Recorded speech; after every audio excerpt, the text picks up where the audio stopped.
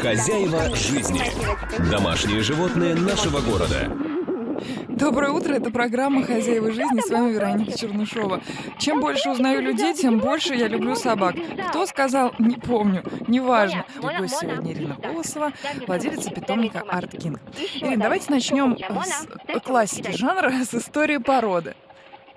История породы у шарпея очень древняя, хотя некоторые считают, что это искусственно выведенная порода, но это не так. Если копать, что называется, до самых корней, то 2000 лет назад, можно сказать, появилась история этой породы.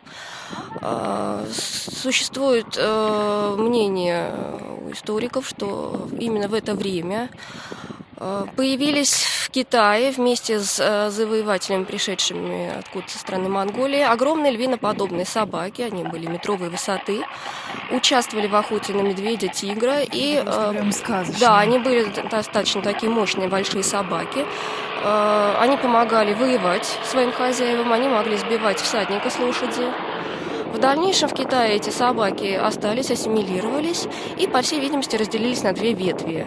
В северной, более холодной части Китая остались более лохматые собаки, которые в дальнейшем превратились в породу чау-чау. А в южной, теплой части Китая остались собаки с менее короткой шерстью, постепенно которые и превратились в собак, похожих на наших современных шарпеев. Чау-чау и шарпей – это самые ближайшие родственники. Мы смеемся, что если побрить чау-чау, мы увидим шарпея.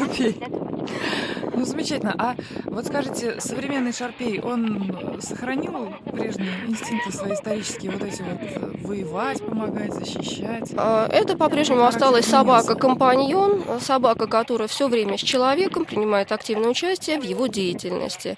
Если взять историю породы уже поближе к нашим временам, то в Китае это была собака крестьян, которая ловила грызунов на полях, которая вместе с ними участвовала в охоте, сторожила дом, помогала пасти стада.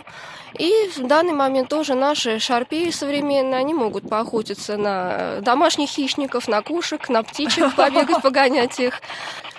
Существует мнение некоторых кинологов даже, что шарпей тупая порода, не поддается дрессировке. На самом деле это не так. Я знаю достаточно большое количество владельцев, у которых собаки имеют дипломы УКД и даже дипломы ЗКС, общий курс дрессировки. То есть они ходят на собачьей площадке наравне с овчарками и часто даже превосходят овчарок. Но эта собака, как мы говорим себе на уме, это философ. Если овчарка дрессированная ляжет в лужу по первому желанию хозяина, шарпей посмотрит удивленно, он задумается и станет размышлять, а зачем это хозяину нужно.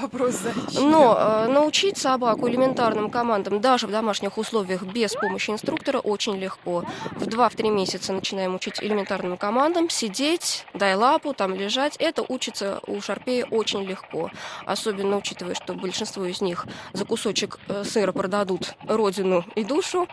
Поэтому вот выучить элементарное очень легко.